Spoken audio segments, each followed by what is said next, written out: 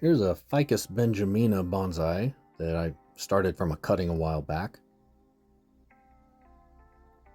Going back to October of this year, I decided as I was bringing in all my tropicals for the fall and winter that this was kind of boring looking. It had potential, but it also had some problems. But it was just in this plastic training pot, kind of ugly. I figured if I'm going to look at it all winter and fall, I may as well put it in a decent pot. So the first thing I tried to figure out is what do I want to do with it, styling wise. Then I decided to get kind of drastic with it because it was a little long and not much taper there. It was just kind of all the same thickness all the way to the top. So I nipped at it, looked at it, spun it around, decided I'll get drastic. Really spur of the moment.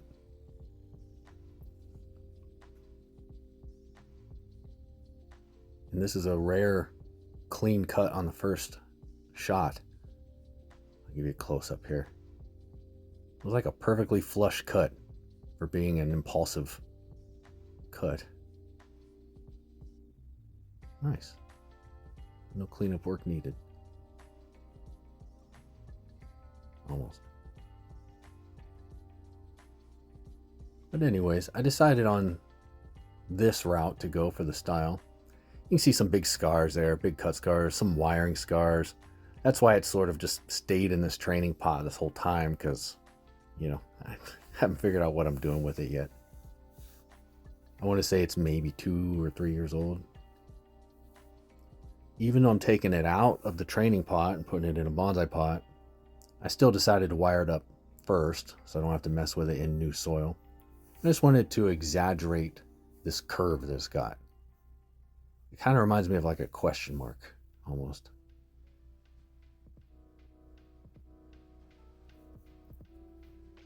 So that's all I did. Just put the wire around it, exaggerated that curve a little more. And I think over time, it'll look kind of cool. Almost an S shape, but not quite. It'll kind of curve around and then back over to the left there.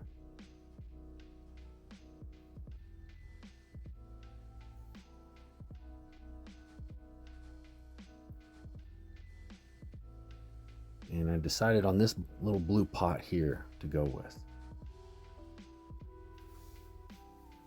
The soil was not good, which doesn't surprise me, but if you see those little white specks on there, it's some kind of, I don't know if it's a fungus or a bacteria or what it is.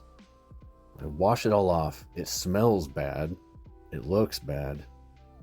It doesn't seem to ever hurt any of the trees that it happens with. It just randomly happens to certain trees. I don't know why. I've never quite figured it out. It'll happen to one Ficus Benjamina, but not the Ficus Benjamina right next to it. Kind of weird. But you'll know it if it ever happens to you, because as soon as you start to mess with the soil, you'll smell it. It's kind of a bad, sweet smell, if that makes sense. And it looks dry. It always makes the soil look dry real quick. But like I said, it doesn't ever seem to hurt the tree at all from what I've seen. But I digress. Back to this. I'd do some I would say medium level root pruning. Just try to get them all going out radially. Get any roots that are too high up or going straight down or crisscrossing. Get rid of those.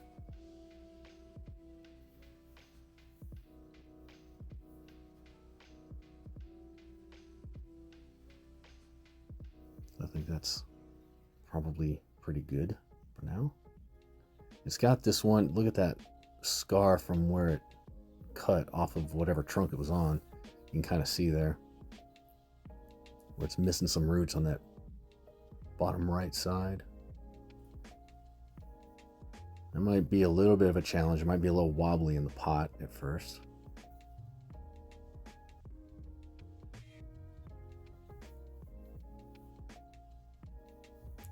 And this is my I would say normal as of lately soil mix. It's a little bit of pine bark, but mostly perlite, pumice, volcanic rock, a little bit of academia.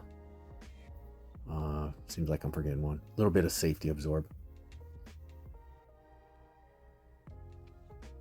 But I've been working on my sifting methods. I pre-rinse it first and then also sift it again after that. And then I've got that little, it's kind of like a kitty litter box scooper. So I sift it one last time before pouring it in the pot. And I put some rocks in there for stability and decoration. A little both, I guess.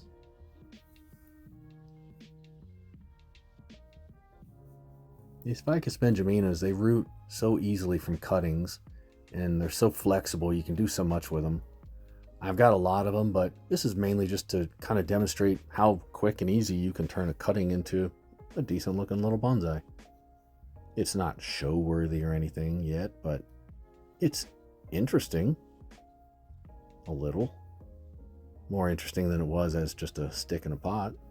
If you remember, it looked like that at first, kind of routine, and now it looks like that.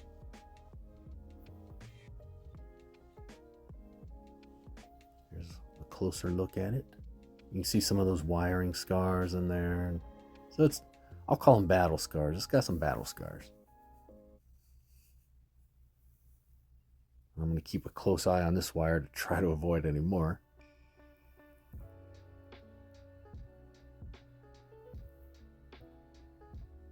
So this was back in the first or second week of October of 24. Here it is the following month.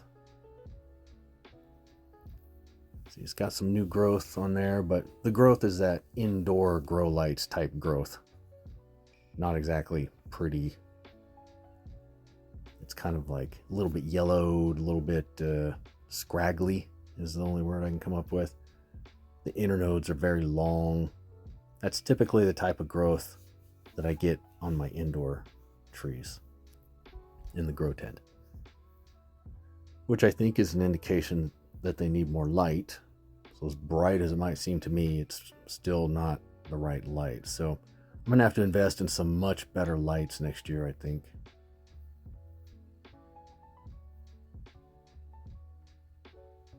I'm just looking for any spots where there are, maybe multiple branches coming out of one location, that kind of thing. I'm gonna nip it in the bud, literally. See, I can see some in there, right there. If this were the growing season and this were outside, I wouldn't be cutting it so soon. I would let it grow out quite a bit probably first. But this time of year, it never gets that full, thick, healthy growth that you get when it's outside. And wintertime is boring and I need something to do, so I'm looking for things like this. And the more I look at this, the more I don't think I like that main branch in the middle right, the one that's going straight up. So off with its head.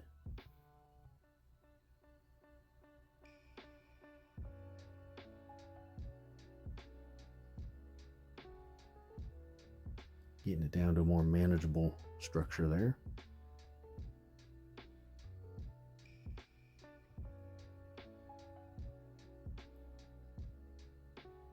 Give it some fertilizer.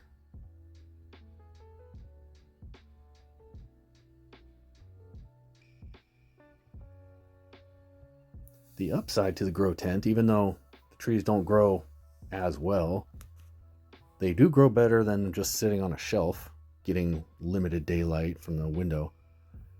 And it's very good conditions for it. Here it is another month later. Yeah, the conditions, other than not being able to match the brightness of the sun, are still pretty good. I keep the right humidity. There's no, I have a fan, but there's no big gusts of wind knocking things around. So it's a good place for new cuttings. I have a great success rate with new cuttings in this grow tent. And trees that are just kind of getting established in a pot. I tend to repot a lot of my ficus in very late summer, maybe early fall like this one, because they've got all that growing momentum behind it. So when you cut roots and trim it up, it doesn't seem to skip a beat. It keeps on going. And then you put it in the grow tent where it's nice and safe, where it can recover all winter, and then the next spring just explodes. But there's another good example of that long, scraggly growth I'm talking about, where it's really long internodes. Hard to avoid that this time of year.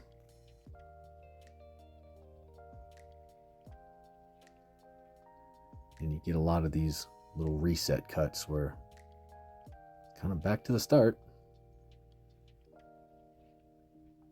Oops, I just wobbled it in its pot there with that one.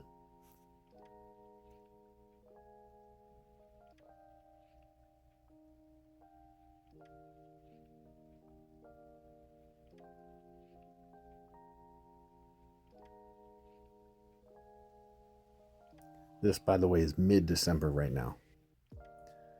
So it can be a little discouraging, because you want it to grow out. It grows out, but it grows out all long and scraggly. And then you just take it right back to the same point that you took it to last time. So gotta be prepared for a little bit of disappointment. Hopefully not a ton. I'll kind of speed through the rest of this because I'm really just looking at it and deciding what I want to cut and if I want to cut it. And I'm focused more at this point just on the longer term structure than I am the short term prettiness.